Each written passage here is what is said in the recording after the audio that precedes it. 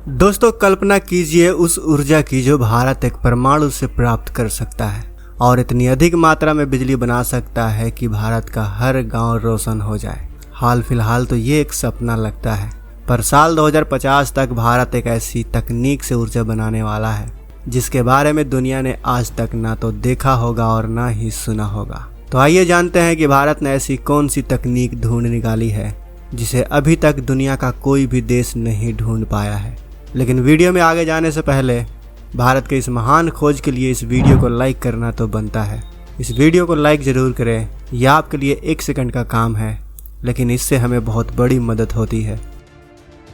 दोस्तों इस समय जिस ऊर्जा से हम अपने फ़ोन और कंप्यूटर और हर गैजेट को चला रहे हैं वो ऊर्जा कोयले और दूसरे नॉन रिन्यूएबल रिसोर्सेज यानी वो संसाधन जिन्हें हम इंसान ख़त्म कर देंगे उनसे ही चला रहे हैं। ऐसे में हमें एनर्जी उन संसाधनों से बनानी होगी जो या तो कभी ख़त्म ना हो या इतनी अधिक मात्रा में हो कि उन्हें ख़त्म होने में अरबों साल लग जाए। सूर्य की ऊर्जा से बिजली बनाने वाले सोलर सेल, हवा की मदद से ऊर्जा बनाने वाले विंड मिल्स इसके उदाहरण हैं। पर ये दोनों तरीके बहुत ही ज़्यादा मुश्किल हैं और इनसे इतनी अधिक मात्रा में ऊर्जा भी नहीं मिल पाती कि हम अपने ज़रूरत के सारे सामान इससे चला सकें।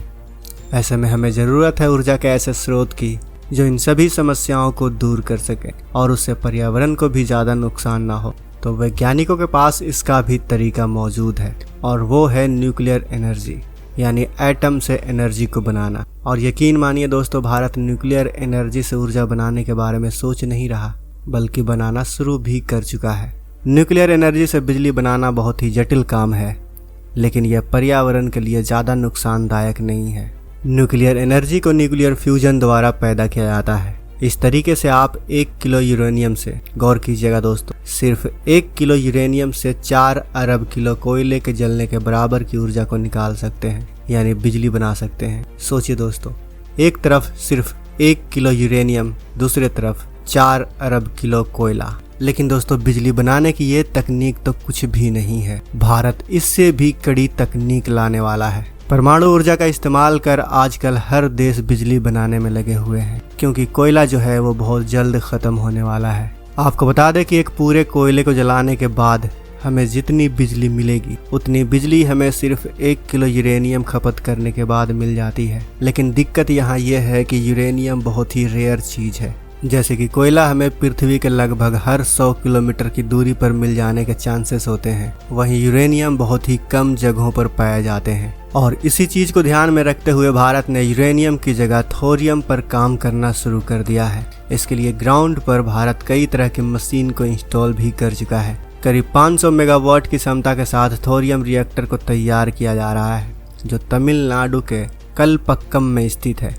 इस स्वदेशी रिएक्टर को फास्ट ब्रीड रिएक्टर नाम दिया गया है। थोरियम भारत में अच्छी मात्रा में मौजूद है। पूरे विश्व का लगभग 30% थोरियम हमारे देश में मोनाजाइट के रूप में केरल के तटीय इलाकों के मिट्टी में मिला हुआ है। हालांकि थोरियम की भारी मात्रा होने के बाद भी हम इसे सीधा न्यूक्लियर एनर्जी बनाने के लिए इस्तेमाल नहीं कर सकते। थोरियम यूरेनियम की तरह फिजाइल यानी फ्यूजन नहीं कर सकता, इसलिए पहले हम इसे न्यूक्लियर रिएक्टर में यूरेनियम 233 में बदलेंगे, जो कि फ्यूजन करके बहुत ही अधिक मात्रा में हमें ऊर्जा दे सकता है। दरअसल थोरियम से यूरेनियम 233 जिन रिएक्टर्स में बनाया जाता है उन्हें ब्रीड रिएक्टर कहा जाता है।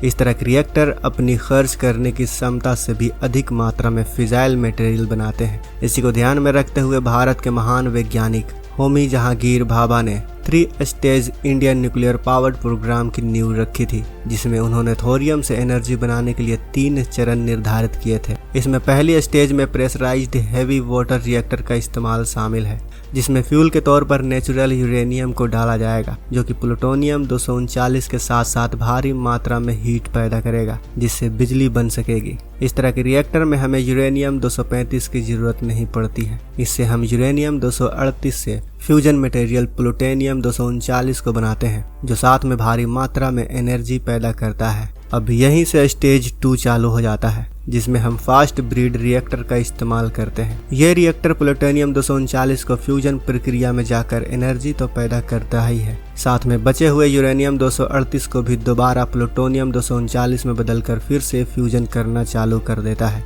उसके बाद इस रिएक्टर में थोरियम को एक ब्लैंकेट मटेरियल की तरह डाला जाता है, जो फिर यूरेनियम 233 में बदलकर तीसरे स्टेज के लिए तैयार हो जाता है। तीसरे स्टेज में थोरियम रिएक्टर का इस्तेमाल होता है। इसमें थोरियम 232 आइसोटोप को यूरेनियम 233 आइसोटोप में बदलकर फ्यूजन के लिए तैयार किया जाता है, जो भारी मात्रा में हमें ऊर्जा प्रदान कर सकता है। इस तरह के रिएक्टर से आप तब तक एनर्जी बना सकते हैं जब तक आप इसमें थोरियम 232 को डालते रहें। दोस्तों, ये तरीका ऐसा है कि भारत इससे हजारों सालों तक बिजली पैदा कर सकता है। हम सबको पता है कि हमारे जो रिसोर्सेज हैं, चाहे वो कोयला हो, चाहे बिजली पैदा करने के कोई दूसरे रिसोर्सेज हो, वो आज नहीं तो कल ख़त्म ही हो जाएंगे। लेकिन ये एक ऐसा तरीका है जो कम चीज़ों को खपत करके हम सैकड़ों सालों के लिए बिजली पैदा कर सकते हैं। तो दोस्तों, आपको भारत के इस नए तकनीक के बारे में जानकर वैज्ञानिकों पर गर्व हुआ हो तो उनके सम्मान के लिए इस वीडियो को लाइक और कमेंट बॉक्स में जय हिंद जरूर लिखें। और अगर आपने अभी तक